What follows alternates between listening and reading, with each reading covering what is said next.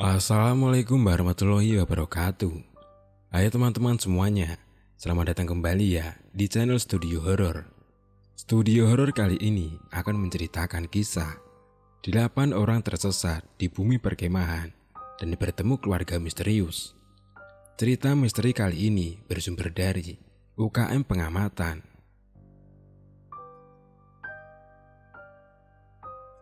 Ini adalah kisah dari salah seorang sahabatku, sebut saja namanya Anis. Entah momen ataupun sebuah kebetulan semata, aku sudah mengenalnya lebih dari 5 tahun lamanya. Namun selama ini dia tidak pernah menceritakan hal ini. Kisah di mana dia dan keenam temannya beserta seorang guru tersesat di sebuah bumi perkemahan yang cukup luas, tepatnya di lereng Gunung Lawu. Mereka berdelapan tersesat dan secara tiba-tiba bertemu dengan sebuah keluarga harmonis yang menolong mereka dari hujan dan udara yang dingin kala itu. Tahun 2014, ketika Anis masih duduk di bangku SMA, sekolahnya membuat sebuah kemah di bumi perkemahan dan diikuti oleh seluruh siswa.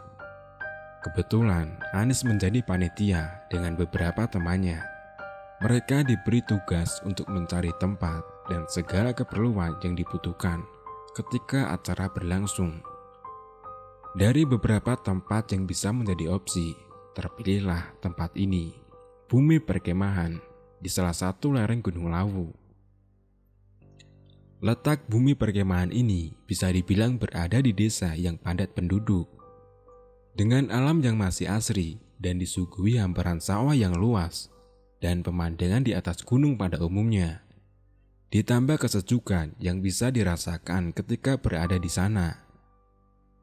Di sana juga terdapat pendopo yang berada di ujung jalan desa dan juga menjadi titik perbatasan antara hutan atau bumi perkemahan dengan desa yang ada di sana. Di sana juga terdapat pendopo yang berada di ujung jalan desa dan juga menjadi titik perbatasan antara hutan atau bumi perkemahan dengan desa yang ada di sana. Atau bisa dibilang, pendopo adalah rumah terakhir sebelum masuk ke bumi perkemahan. Walaupun tepat di seberang pendopo, masih ada satu rumah warga yang saling berhadapan. Jarak dari pendopo juga tidak jauh, hanya berjalan beberapa meter ke atas untuk menuju titik di mana kemah itu dilakukan. Pendopo inilah yang digunakan sebagai base camp panitia dan dijadikan panitia untuk beristirahat. Selama 1 bulan, mereka menyiapkan segalanya, dari konsep dan apa saja yang dibutuhkan ketika acara berlangsung. Pada saat itu, kemah direncanakan berlangsung 2 hari, tepatnya di hari Sabtu dan Minggu. Semua berjalan semestinya dan tidak ada halangan hingga menuju H-1, acara yang jatuh di hari Jumat. Seperti panitia pada umumnya, H-1, Anis dan teman-temannya menyiapkan segala kebutuhan dan menurunkan segala keperluan peserta kemah. Beberapa panitia inti sekitar 9 orang, 5 cowok dan 4 cewek, berangkat pada hari itu dengan mengendarai sebuah truk. Tibalah siang itu, mereka segera menurunkan barang yang dibawa dari bawah, lalu dipindahkan ke sebuah pendopo yang menjadi base camp panitia. Setelah semua barang selesai dimasukkan, mereka semua terbagi dengan masing-masing tugas agar fokus menyelesaikan sebelum malam tiba. Ketika semua sedang bertugas dengan kesibukan masing-masing, salah seorang bernama Ocat yang bertugas membersihkan terpal bertanya ke salah seorang warga, menanyakan sebuah selang air untuk dijadikan alat membersihkan terpal. "Pak, ada selang nggak ya? Ini soalnya saya mau membersihkan terpal," tanya Ocat kepada salah seorang warga. "Oh, itu mas di belakang pendopo. Nanti ada jalan kecil turun, terus ada lumbung. Nah di situ mas, selangnya warna biru ya." Ocat segera mengambil selang dengan berjalan menuju lumbung. atau rumah kecil untuk tempat penyimpanan barang yang dimaksudkan salah seorang warga tadi.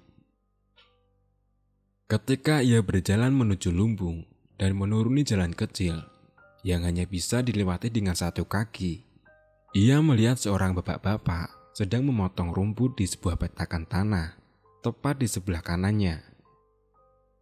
"Monggo, Pak." Ochard yang mencoba menyapa bapak-bapak yang dilihatnya. Tidak ada jawaban dari bapak itu dengan masih mengayunkan sebilah arit. Ochard pada saat itu tidak berpikir aneh karena mungkin bapak itu tidak mendengar apa yang ia katakan. Beberapa menit berselang, dengan sedikit perjuangan, Ochard berhasil menemukan selang air. Dikarenakan beberapa bara yang berserakan dan tidak adanya penerangan sedikit pun, membuatnya kesusahan mencari di mana letak selang air itu. Ketika ia kembali ke arah pendopo, tepat di sebuah tanjakan kecil yang hanya dilewati satu kaki itu, ia masih melihat sosok bapak yang pertama kali ia lihat di tempat yang sama. Otomatis, Ochard mencoba mengucapkan salam untuk kedua kalinya. "Monggo, Pak." Dengan suara lebih keras dari sebelumnya. Masih tidak ada jawaban, dan sosok bapak itu masih mengayunkan sebilah arit ke rumput di depannya. Ochard bingung kenapa bapak itu tidak meresponnya lagi. Karena penasaran, beberapa langkah Ochard berjalan. Ia memalingkan badan dan mencoba mengamati seksama ke arah sosok bapak itu. Dan benar saja, tidak berselang lama, bulu kuduk Ochard berdiri dengan sendirinya tatkala mengamati pergerakan sosok bapak-bapak yang ia lihat. Di situ Ochard tersadar bahwa sosok bapak-bapak yang dilihatnya itu tidak berpindah tempat, dengan posisi yang sama dan gerakan yang selalu sama dari pertama ia lihat hingga kembali dari mengambil selang air. Gerakan itu selalu terulang. Bahkan ketika Ochard menatap persekian detik, sosok bapak itu benar-benar melakukan gerakan yang selalu sama. Bahkan tangan ataupun posisi duduk tidak bergeseran sedikit pun. Gerakan yang berulang membuat Ochard ketakutan hingga membuatnya berlari menuju pendopo dan tanpa pikir panjang membersihkan terpal itu dengan sedikit tergesa-gesa. Walaupun dalam benaknya masih bertanya-tanya dengan apa yang dilihatnya. Bahkan di dalam lubuk hatinya ingin rasanya mencoba mengecek kembali dan menjawab rasa penasaran dengan sosok bapak-bapak yang ia lihat. Namun ia mengurungkan niat dengan menaruh selang itu di pendopo tanpa mengembalikan. Ochard pun memilih tidak menceritakan apa yang dilihatnya dengan teman-teman, karena takut itu hanyalah halusinasi semata. Sore harinya, tepat setelah maghrib, setelah semua tugas sudah diselesaikan, beriringan dengan kejadian awal yang dialami Ochard, beberapa panitia memutuskan untuk beristirahat dengan bersantai di dalam pendopo sembari menonton film dengan sebuah tab yang dibawa Anis dan ditemani satu teko penuh teh panas. Sekitar 8 orang sedang asik menonton film, namun berbeda dengan Ochard yang memilih untuk berjaga di luar dengan alasan menikmati dinginnya malam itu. Ochard seperti tidak kapok dengan kejadian awal tadi, dan memang Ochard dikenal orang yang pemberani dari yang lain. Namun tidak lama, suara ketukan pintu kaca dari arah luar.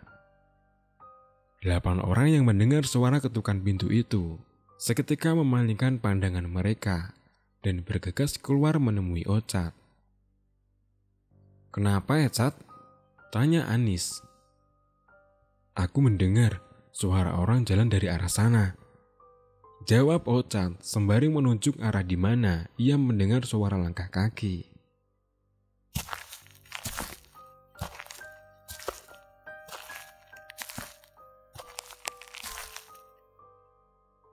Jawab Ochard sembari menunjuk arah di mana ia mendengar suara langkah kaki.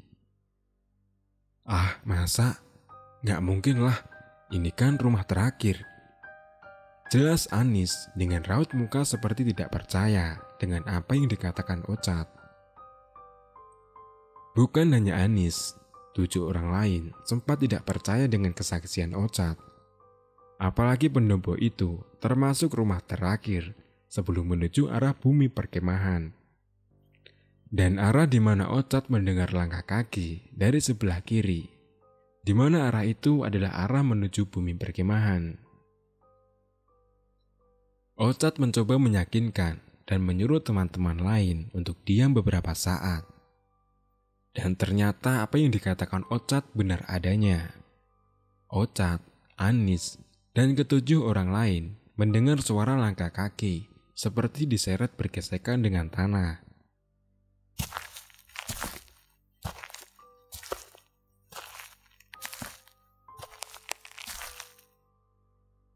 Suara langkah kaki itu benar-benar jelas terdengar. Bahkan semuanya mendengar dari arah sumber suara yang memang tidak jauh dari pendopo. Anis dan yang lain mencoba mengecek dari mana sumber suara itu, namun tidak melihat apapun yang membuat suara itu timbul.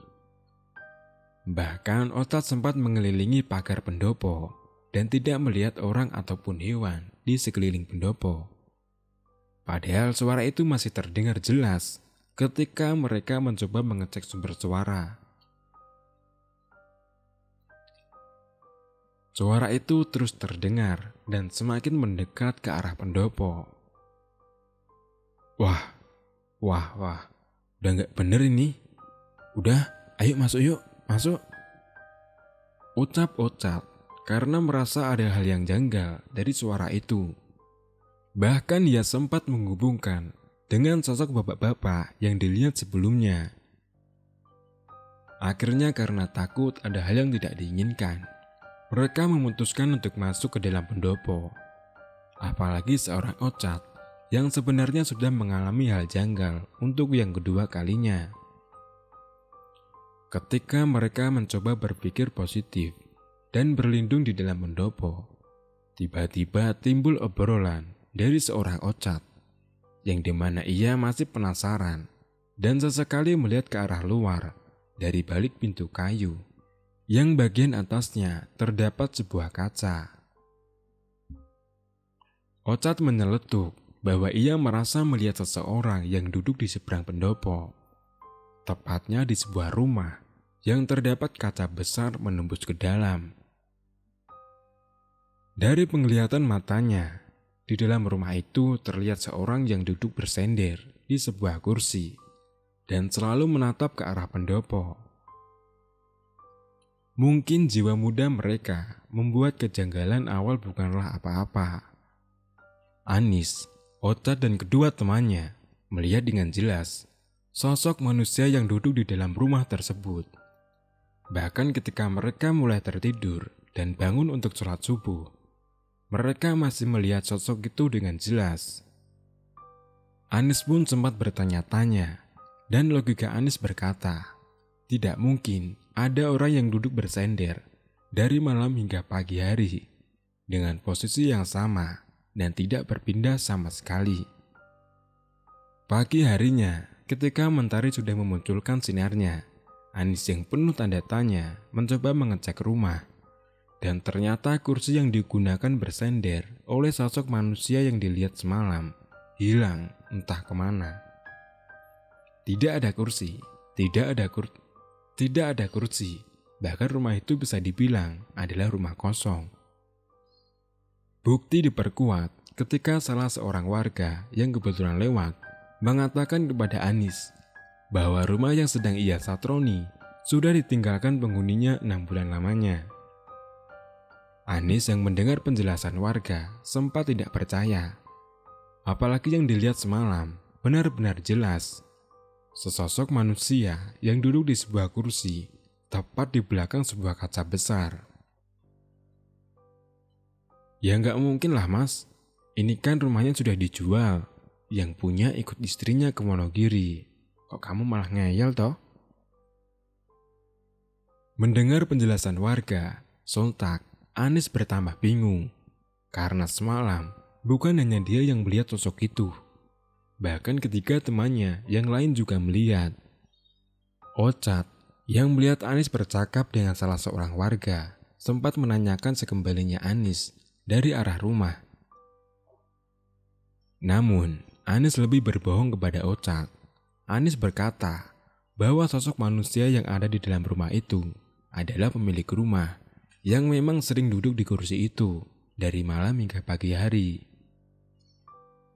Bahkan Anis menjelaskan bahwa sosok manusia yang dilihat semalam adalah bapak dari salah seorang warga yang menemuinya ketika mengecek rumah tersebut. Singkatnya, Sabtu itu panitia lain menyusul ke bumi perkemahan yang datang bersama para guru dan peserta kemah. Mereka semua berkumpul di sebuah tanah lapang. Anis dan kedelapan teman yang sebelumnya sudah datang dan bermalam dengan segala kejanggalan yang mereka rasakan lebih memilih diam dan tidak membicarakan kepada panitia lain. Mereka mencoba lebih fokus dengan rangkaian acara hari itu karena banyak hal yang harus mereka lakukan. Namun, kejanggalan yang dirasakan malam itu ternyata belum berhenti. Salah seorang teman Anis yang bernama Reza yang ikut bermalam dan kebetulan HP-nya dijadikan alat berfoto sempat terkejut dengan sebuah foto yang dia abadikan malam sebelumnya. Reza melihat sebuah gumpalan asap tebal berwarna putih memanjang tepat di sebelah kiri. Seketika, Reza memanggil teman-teman lain yang ada di dalam foto. Mereka bertanya-tanya dari mana asal asap putih itu. Ada yang mengaitkan dengan asap sebuah kompor portable. Ada yang mengaitkan dengan asap sebuah kompor portable dan asap rokok. Anis menolak itu, karena tidak mungkin asap dari kompor portable atau rokok bisa berbentuk seperti gumpalan asap tebal dan memanjang seperti di dalam foto. Sudah, simpan saja fotonya. Nanti dilihat lagi, ini udah mau mulai acaranya. Ucap Ocat mencoba mengalihkan yang lain agar lebih fokus. Apalagi hari Sabtu adalah hari pertama kemah. Hari pertama berjalan tidak seperti yang diinginkan, entah berhubungan atau tidak dengan kejanggalan di hari sebelumnya. Pagi hari cuaca sangat panas, bahkan terasa sangat terik, walaupun udara sejuk masih bisa dirasakan.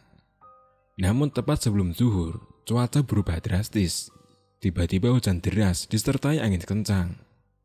Anis yang bertanggung jawab sebagai koordinator acara sempat kebingungan. Awalnya, siang itu ia berencana ingin melakukan survei jalur yang digunakan untuk outbound. Memang, dari rentetan acara, minggu pagi akan diadakan outbound dengan mengelilingi sekitar bumi perkemahan. Anis dan teman-temannya sempat berdiskusi apakah harus melakukan survei dengan keadaan hujan atau harus menunggu hujan berhenti. Ini gimana? Kalau kita nunggu hujan kemalaman, rawan juga nanti kalau malam kita nyari jalur, ucap salah seorang. Ya udah, kita ke jalur nunggu agak reda aja ya. Ini masih deres kok, jawab Anis. Ketika hujan agak reda, tepat jam 3 sore, sekitar 7 orang dengan formasi 4 laki-laki, Anis, Junet, Reza, Ocat, dan 3 perempuan, yaitu Ayu, Maya, dan Lia. Mereka bersiap untuk melakukan survei jalur. Ketika mereka sudah mempersiapkan segalanya, Anis masih menimbang apakah melakukan survei dengan didampingi guru atau tidak. Anis sempat bertanya kepada guru pembina dan sempat dilarang apabila mereka melakukan survei jalur tanpa dampingan guru. Akhirnya, dicarilah salah seorang guru bernama Pak Anto untuk menemani ke-7 orang yang melakukan survei jalur outbound. Total ada 8 orang yang akan melakukan survei jalur.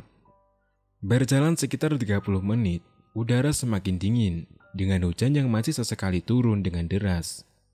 Kabut mulai turun dan membuat beberapa diri mereka menggigil. Tidak lama, salah seorang bernama Ayu tiba-tiba merasakan lemas dan pusing, bahkan tidak mampu untuk berjalan. Pak Anto yang tidak tega melihat Ayu meminta Anis menghubungi panitia yang ada di base camp dengan sebuah HT untuk membawakan sebuah tandu untuk mengevakuasi Ayu turun dan membawakan HT baru karena HT yang dibawa saat itu tidak bisa bertahan lama dengan daya baterai yang tersisa. Datanglah 5 orang untuk menjemput Ayu. Ketika mereka sudah menaikkan Ayu ke tandu dan bersiap turun, ada yang gantiin Ayu dong. Kamu aja Yun, biar gak ganjil, ucap Junet yang meminta Yuni menggantikan Ayu. Yuni mengiyakan dan menggantikan Ayu melanjutkan survei jalur pada hari itu. Waktu terus berjalan, hari semakin gelap, ditambah cahaya matahari yang tertutup awan mendung. Mereka tersadar tidak membawa senter sebagai sumber cahaya waktu itu. Bahkan GPS ataupun maps yang seharusnya mereka bawa tertinggal di base camp. Dari awal, dalam pemikiran mereka, jalur yang akan mereka lewati tidak jauh dan tidak memakan waktu yang lama. Mereka tidak berpikir apa yang sebenarnya akan ada di depan mereka. Walaupun sebenarnya Anis dan beberapa panitia sudah melakukan survei seminggu sebelumnya, namun dengan kondisi yang berbeda. Ditambah Ayu yang ketika itu sakit, membuat waktu mereka terbuang untuk menunggu evakuasi dari bawah. Singkat cerita, mereka tetap berusaha untuk melanjutkan pencarian jalur. Dan akhirnya menemukan beberapa tempat yang dirasa cocok untuk outbound. Mereka menandai semua tempat dengan batu dan tongkat agar mudah mengingat. Dan memang di setiap perjalanan yang mereka lewati, selalu menandai dengan rafia dan tanda panah ketika menemui persimpangan jalan. Namun saat itu, Anis dan Ocat merasa bahwa jalur yang mereka lewati bersama yang lain agak berbeda dari seminggu yang lalu ketika melakukan survei. Anis dan Ocat mencoba berpikir positif bahwa jalur yang mereka lewati adalah jalur yang sebenarnya hanya nampak berbeda karena kondisi jalur yang gelap. Keanehan muncul ketika Anis mencoba menghubungi panitia yang ada di base camp dengan HT yang dibawanya. HT tidak berfungsi, padahal indikator baterai masih dalam keadaan penuh. Anis masih mencoba mengotak-atik HT dan berusaha menghubungi panitia lain. Sempat terhubung, namun setiap kata yang Anis ucapkan, HT itu mati dengan sendirinya. Anis masih mencoba berpikir positif, mungkin karena hujan membuat HT tidak berfungsi dengan normal. Apalagi, posisi di tengah hutan membuat HT tidak bisa menangkap sinyal secara sempurna. Tepat sebelum maghrib, sekitar jam 5:30 petang, sampailah mereka di sebuah lapangan terbuka. Disinilah Anis merasa lega. Anis teringat ketika survei seminggu sebelumnya, dia sempat tiba di lapangan terbuka itu, namun dari arah sebaliknya. Maya merasakan hal yang sama seperti Ayu. Maya merasakan badannya lemas, pusing, bahkan sekujur tubuhnya gemetar dan wajah yang nampak pucat. Junet dan beberapa orang lain mencoba membantu Maya agar tidak bertambah parah. Anis dan Ocat mencari jalur karena ada 2 cabang jalan dan memastikan jalur mana yang benar menuju jalan keluar ke arah jalan raya. Anis berdiskusi dengan Ocat untuk meyakinkan jalur mana yang benar. Anis kemudian teringat ketika survei pertama kali. Dari arah sebaliknya atau bisa dibilang dari arah masuk jalan raya. Dia berjalan menyusuri jalan setapak seperti jalur petani yang menembus ke pematang sawah. Jalur petani itulah yang ujungnya adalah lapangan, di mana mereka berada saat itu. Ketika mereka berdua mencoba jalur pertama, Anis menemukan jalur setapak yang mirip dengan jalur dari arah jalan raya. Anis dan Ocat segera menyusuri jalan itu.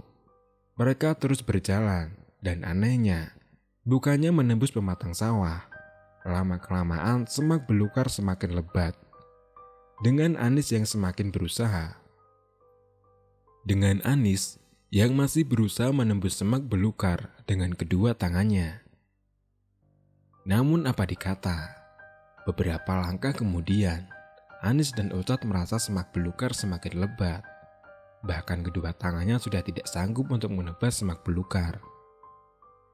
Mereka berdua merasa ada yang janggal dengan jalur itu. Karena logika mereka berkata, jalur ini tidak mungkin dilewati manusia, seperti sudah beberapa tahun tidak dilewati. Ini kok kayaknya buntu ya, Cat? Padahal kan ini jalan setapak pas kemarin kita lewat. Ucap Anis sembari melihat sekeliling. Iya ya, aku juga ngerasa gitu. Udah nih, ini fix jalan buntu. Udah kita putar balik aja, malah takut aku. Jelas Ocat yang ternyata merasakan hal yang sama dengan Anis. Pada saat itu, Anis merasakan hal yang sangat janggal dengan jalan yang dilewatinya. Padahal dia benar-benar ingat, di mana jalan itulah yang menuju ke arah jalan raya. Bahkan di saat Anis mencoba membuka semak belukar, bulu kuduknya sempat berdiri beberapa kali. Apalagi ketika dia melihat semak belukar yang menjulang tinggi melebihi tubuhnya.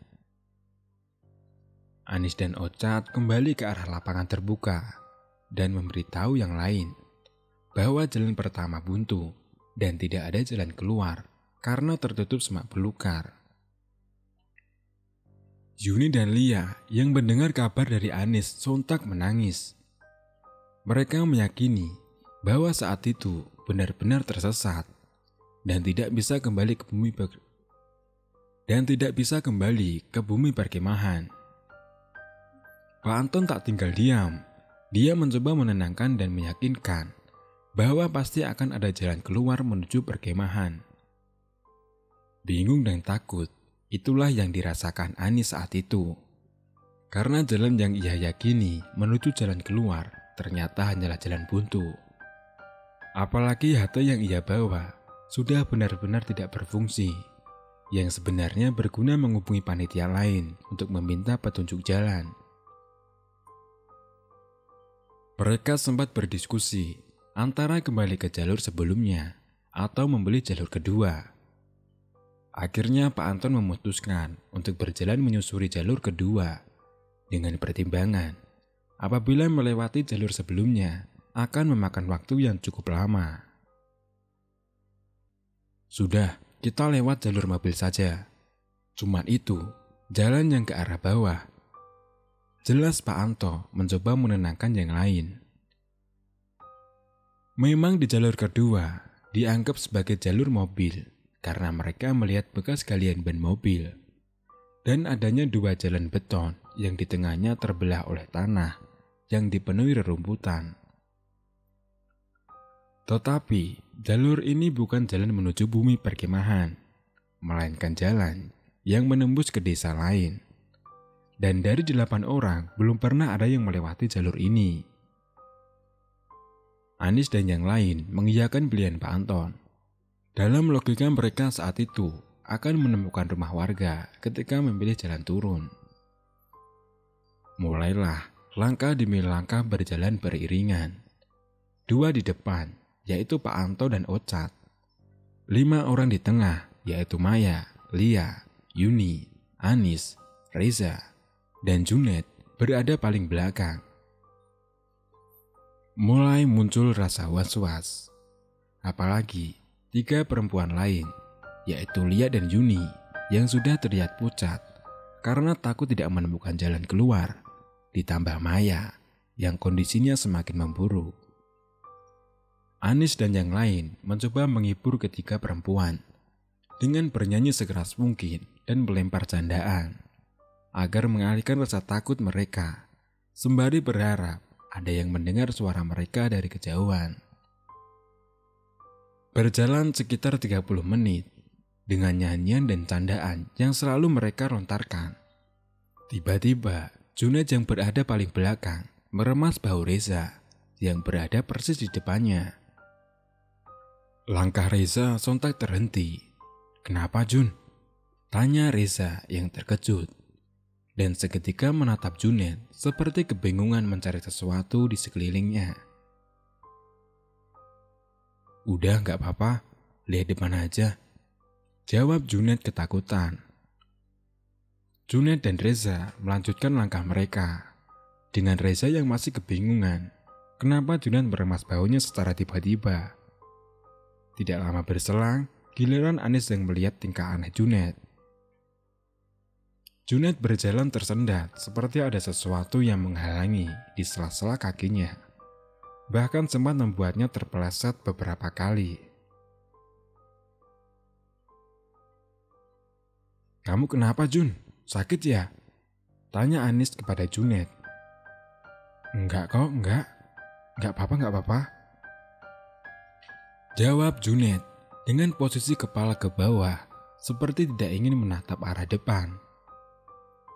Udah Nis, terus aja, gak usah lihat ke belakang." Reza yang mencoba meyakinkan Anis. Dalam perjalanan itu, Reza sempat menduga-duga kenapa Junet bertingkah seperti itu. Puncaknya, Reza teringat sebuah obrolan di kantin SMA bersama seorang Junet. Reza ingat betul, Junet pernah bercerita bahwa dia punya keistimewaan dalam penglihatannya. Disinilah Reza mulai mengerti kenapa Junet bertingkah aneh. Namun Reza tidak berani menanyakan apa yang sebenarnya Junet lihat pada saat itu. Apalagi masih berada di tengah hutan dan masih mencari jalan keluar. Mereka terus berjalan turun dan muncul sebuah harapan ketika Anis melihat sebuah titik cahaya dari kejauhan. "Wah, itu ada lampu, Pak. Itu kayaknya rumah warga." Langkah kaki mereka semakin cepat menuju arah cahaya itu. Namun anehnya, ketika mereka terus berjalan menuju titik cahaya, mereka merasa titik cahaya itu semakin lama semakin jauh. Dan jalan yang mereka lewati seperti tidak berujung. Anehnya lagi, bukannya vegetasi semakin berkurang, malah sebaliknya. Vegetasi di sekitar semakin lama semakin lebat, seperti mengarah kembali ke hutan. Namun mereka tetap terus berjalan dan yakin akan menemukan sebuah rumah. Terus berjalan dan akhirnya harapan untuk menemukan pemukiman menjadi kenyataan. Ketika mereka melihat sebuah rumah, atau bisa dibilang satu-satunya rumah, tepat di mana mereka bertemu dengan sebuah jalan bercabang. Ada dua jalan ke arah kiri dan lurus, dan rumah yang mereka lihat adalah menuju arah kiri. Tanpa pikir panjang, mereka langsung mengambil jalur kiri untuk menuju arah rumah itu. Dengan melihat kondisi mereka yang sudah lelah dan baju yang lembab karena hujan sepanjang perjalanan, Pak Anto berinisiatif untuk mengetuk rumah dengan tujuan meminta air dan meminta izin beristirahat sejenak di rumah tersebut. Lega menemukan sebuah rumah setelah berjalan tidak tentu arah dan kejanggalan-kejanggalan yang dialami. Akhirnya mereka bisa mengistirahatkan badan dan bisa membersihkan badan sembari membuang hajat yang sudah mereka tahan beberapa jam. Akan tetapi, disinilah sebenarnya puncak dari perjalanan mereka. Diketuklah pintu rumah itu. Tidak lama, keluarlah seorang ibu-ibu berkerudung, berperawakan kurus, dengan menggendong seorang bayi dan dua anak kecil yang mengikuti sang ibu dari dalam rumah. Semua terlihat normal dan tanpa keanehan apapun. Dari bentuk rumah terlihat normal, bahkan hampir mirip rumah biasanya. Dari perawakan sosok ibu, sang pemilik rumah juga benar-benar biasa saja, karena tidak ada rasa curiga sedikit pun pada saat itu. Hanya saja, rumah itu memang berada agak jauh dari pemukiman padat di bawahnya. Rumah itu berada di batas vegetasi, dan rumah itu adalah rumah satu-satunya yang berada di sana.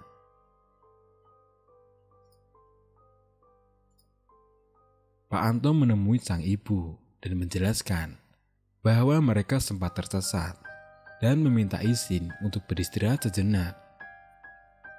Sang ibu mempersilahkan dan mereka semua duduk di teras rumah, terkecuali Junet yang duduk terpisah. Dan menjauh dari yang lain. Berselang beberapa menit, sang ibu keluar dari dalam rumah sembari membawa nampan berisi 8 cangkir kopi dan sebuah toples biskuit. Ketika mereka menikmati dengan kopi dan biskuit itu dengan lahap, Anis merasakan kenikmatan kopi yang ia minum. Sangat nikmat, dengan manis yang pas. Bahkan ia merasa kopi itu seperti menjadi energi dari badannya yang lelah setelah perjalanan yang cukup panjang. Walaupun saat itu sempat terbesit pikiran keheranan dengan biskuit yang ia makan. Karena di dalam kaleng itu tidak ada biskuit yang utuh. Hanya terdapat potongan-potongan biskuit di dalamnya. Biskuitnya kok hancur semua ya? Iya tuh, aku juga mikir itu. Kayaknya karena anaknya deh. Candaan yang terlontar dari Anis kepada Reza tentang biskuit itu. Sempat ada obrolan antara Pak Anto dan sosok ibu itu. Bahkan si ibu sempat menanyakan datang dari mana dan bertanya kenapa bisa tersesat di dalam hutan. Obrolan itu berlanjut hingga Pak Anto bertanya, di manakah sang suami berada?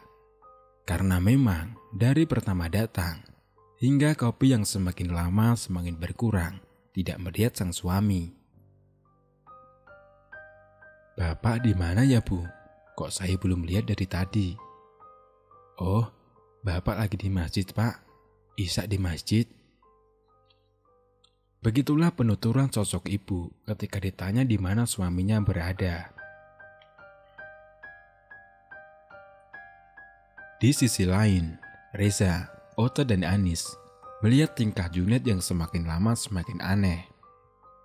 Junet seperti memikirkan sesuatu dan lebih sering menunjukkan tatapan kosong. Junet tidak mau meminum kopi yang sudah disuguhkan. Bahkan dia seperti menolak menatap ke arah teman-teman lain, tepatnya ke arah rumah. Sempat dipaksa, namun Junet tetap menolak dan lebih memilih tidur di sebuah tangga rumah. Sempat ada kecurigaan, namun Reza meyakinkan yang lain bahwa Junet hanya kelelahan karena perjalanan tadi. Walaupun pada saat itu Reza sempat berpikir apakah ada sesuatu dari rumah dan sosok sang ibu yang menolong mereka. Tetapi Reza lebih memilih berpikir positif dan tidak akan menduga yang tidak-tidak. Memang setelah kejadian di mana Junet meremas bahu Reza, Junet lebih sering diam. Dan ketika mereka menemukan sebuah rumah, tidak ada raut ekspresi senang dari wajahnya. Berbanding terbalik dengan yang lain. Bahkan, seorang Pak Anto yang dikenal tegas pun kegirangan karena berhasil menemukan rumah setelah tersesat di dalam hutan. Jam menunjukkan pukul 8:30 malam. Pak Anto meminta izin kepada sang ibu dan berterima kasih sudah diberi tumpangan dan segala sajian yang diberikan. Anis dan yang lain pun berpamitan dan sempat mencium tangan sang ibu sebelum pergi dari rumah tersebut. Net, bangun, ayo pulang. Reza mencoba membangunkan Junet yang tertidur pula di sebuah tangga rumah. Bahkan, dia meninggalkan secangkir kopi yang masih utuh. Walaupun Anis yang melihat kopi Junet langsung meminum habis kopi itu tanpa tersisa sedikit pun. Mereka berpamitan dan berjalan menuju pemukiman dengan menyusuri jalan setapak. Energi yang semula hilang sudah terisi dan kebahagiaan menyelimuti mereka semua. Berjalan beberapa meter, mereka berpapasan dengan seorang bapak-bapak yang mengarah menuju rumah sang ibu. Monggo Pak, Monggo, monggo. Di situ, beberapa dari mereka sempat berpikir bahwa bapak-bapak itu adalah suami dari sang ibu. Karena arah di mana sosok bapak itu berjalan adalah arah di mana hanya ada satu rumah, yaitu rumah sang ibu berada. Berjalan langkah demi langkah, Ocha yang berada paling belakang sempat terkejut melihat sebuah lumbung yang mirip dengan lumbung di belakang pendopo base camp. Saat itu Ocha melihat dengan jelas lumbung yang hampir sama. Namun anehnya, di depan lumbung terdapat topeng berwujud leak dengan taring dan hiasan bulu yang panjang. Bukan hanya satu topeng, namun terdapat puluhan topeng berjejer di lumbung itu. Ocha yang berada paling belakang kebingungan. Dia melihat teman-teman yang lain seperti tidak melihat lumbung itu. Bahkan, menoleh pun tidak sama sekali. Ketika dia berhenti sepersekian detik untuk mengamati lumbung, dia ditegur oleh Pak Anto karena menghentikan langkahnya. Ketika mereka sudah memasuki menuju pemukiman, Anis teringat dengan HT yang sudah tidak berfungsi di perjalanan tadi. Anis mencoba menyalakan HT dan betapa kagetnya HT berfungsi dengan normal, tidak ada gangguan sedikit pun. Bahkan saat itu Anis berhasil menghubungi panitia yang ada di base camp dan meminta jemputan tepat di sebuah jalan besar. Anis pun bertanya-tanya kenapa HT tiba-tiba berfungsi, padahal saat perjalanan HT tidak bisa dihidupkan. Sudahlah, yang penting sampai base camp. Begitulah kalimat yang bisa diungkapkan saat itu. Singkat cerita, 7 orang, yaitu Anis, Ocha, Junet, Reza, Yuni, Maya dan Lia, diberikan kelonggaran untuk tidak ikut acara hari kedua. Mereka diminta beristirahat karena tenaga yang cukup terkuras di hari sebelumnya. Siang harinya, Anis yang sudah turun dari pemukiman terkejut mendengar kabar Yuni, Maya dan Lia. Air matanya pecah hingga membuat Maya hampir jatuh pingsan. Anis mencoba menanyakan apa yang sebenarnya terjadi. Usut punya usut. Malam sebelumnya, setelah mereka sampai di base camp, Pak Anto memberi kabar kepada kepala sekolah dan beberapa guru bahwa sempat tersesat ketika melakukan survei jalur outbound. Pak Anto juga menjelaskan bahwa mereka menemukan rumah dengan ibu yang memberi tumpangan dan sempat memberi makan dan minum. Mendengar kabar itu, kepala sekolah dan beberapa guru berinisiatif untuk mengucapkan terima kasih karena sudah menolong beberapa siswanya yang tersesat. Mereka mencoba mendatangi rumah sang ibu sesuai dengan arahan Pak Anto. Setelah mencoba mendatangi rumah sang ibu, kepala sekolah dan beberapa guru mendatangi bumi perkemahan dan kebetulan bertemu dengan Yuni, Maya, Lia dan Pak Anto yang sedang berkumpul di pendopo. Disitulah muncul sebuah pertanyaan besar. Pak Anto yakin ketemu sama rumah sang ibu yang diceritakan semalam? Tanya salah seorang guru. Yakin Pak, kita kemarin ketemu sama rumah. Saya sama anak-anak juga ketemu ibu yang saya ceritain Pak. Jawab Pak Anto meyakinkan kesaksiannya. Memangnya kenapa Bu? Kita benar-benar ketemu kok. Tanya Lia dengan raut wajah kebingungan.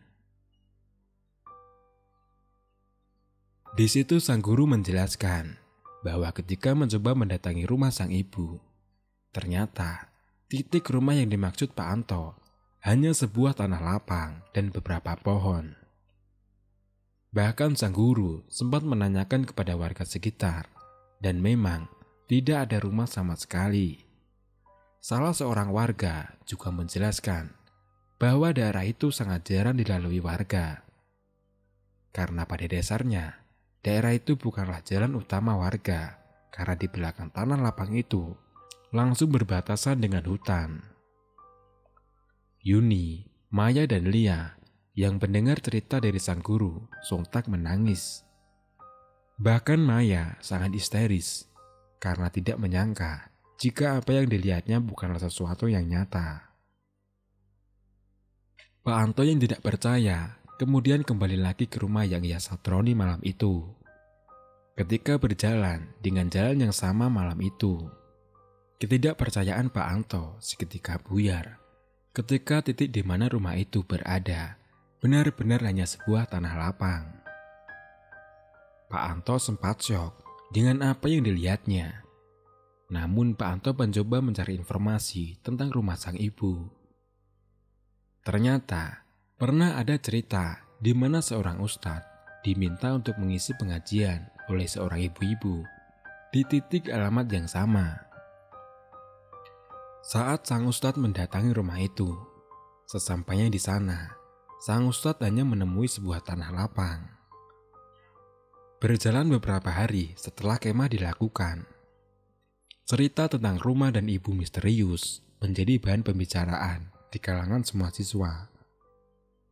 Anis, Ocat, Reza yang langsung mengalami hal itu masih antara percaya dan tidak percaya. Karena apa yang mereka lihat dan apa yang mereka makan benar-benar nyata. Juni, Maya, dan Lia bahkan tidak mau berkomentar apapun saat itu karena takut dan trauma dengan apa yang mereka alami. Namun, Reza dan Ocat yang memang paling dekat dengan Junet sempat menanyakan kepada Junet yang memang punya kelebihan. Dari pembicaraan mereka berdua, Junet tidak mau membicarakan soal rumah dan ibu yang mereka temui saat itu.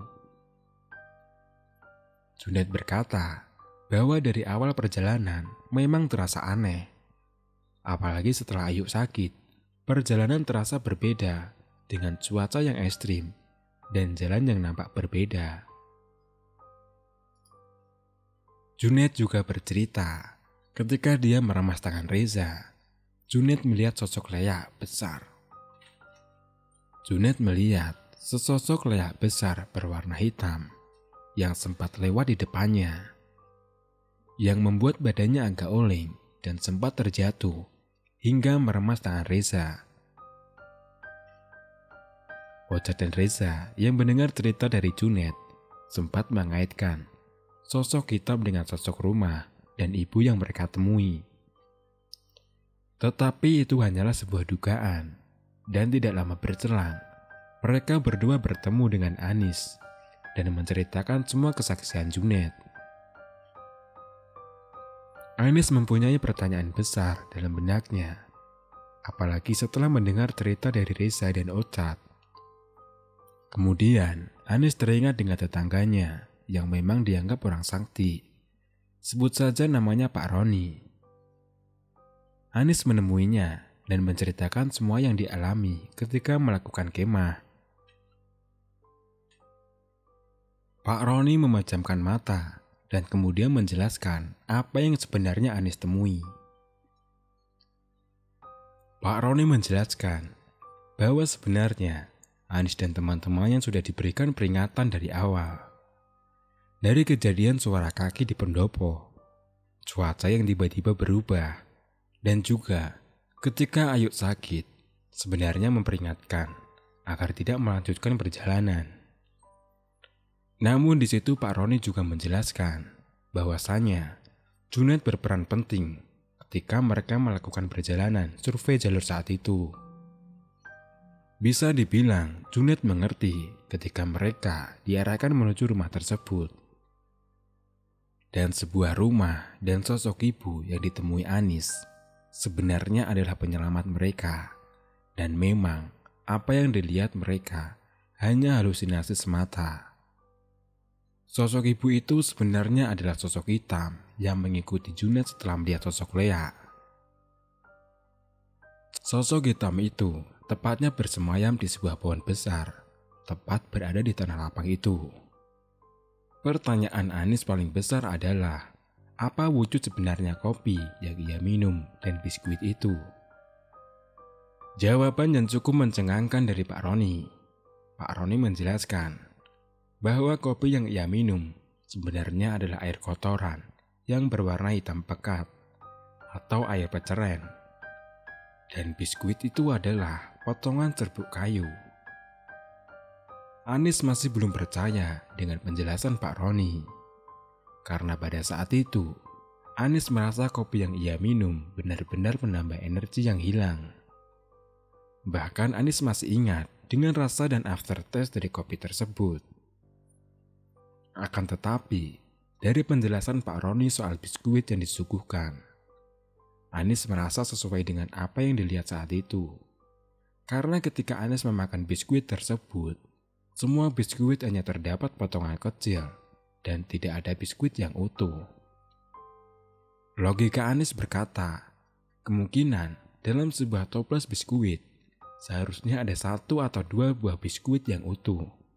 Akan tetapi, di dalam toples tersebut, semua biskuit berbentuk potongan kecil. Tidak hanya Anis, Reza juga merasakan hal yang sama saat itu. Memang, cerita dari Anis masih banyak pertanyaan yang belum terjawab hingga saat ini. Apalagi yang menjadi pertanyaan, apa yang sebenarnya dilihat Junet saat itu ketika bertemu dengan sosok rumah dan sang ibu. Apabila dilihat dari tempat yang digunakan untuk kegiatan kemah, konon dulunya adalah tempat peradanyang dan sering digunakan sebagai ritual tertentu. Dan konon katanya, dulu ada orang sakti yang pernah berencana akan mengubah tempat itu sebagai sesuatu yang besar. Namun urung dilakukan karena sudah diketahui orang lain. Pengalaman Anis yang sudah terjadi sejak 7 tahun yang lalu ini sangat membekas dalam benaknya. Tapi anehnya, terakhir kali ia bertemu dengan Pak Roni, komunikasi dengan ke-8 orang seperti terputus secara alami. Entah sebuah kebetulan atau memang sesuatu yang direncanakan. Bahkan seorang Junet yang baru-baru ini berusaha dihubungi untuk menjelaskan hal itu tidak pernah merespon sama sekali.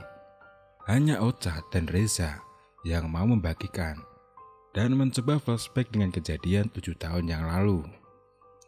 Sama dengan Junet, ketiga perempuan yaitu Yuni, Maya dan Lia juga tidak merespon ketika Anis mencoba mengajak mereka untuk bercerita kembali. Apalagi seorang Pak Anto yang bahkan sekarang tidak tahu di mana keberadaannya. Dikarenakan beberapa tahun lalu sudah berpindah kerja ke tempat lain.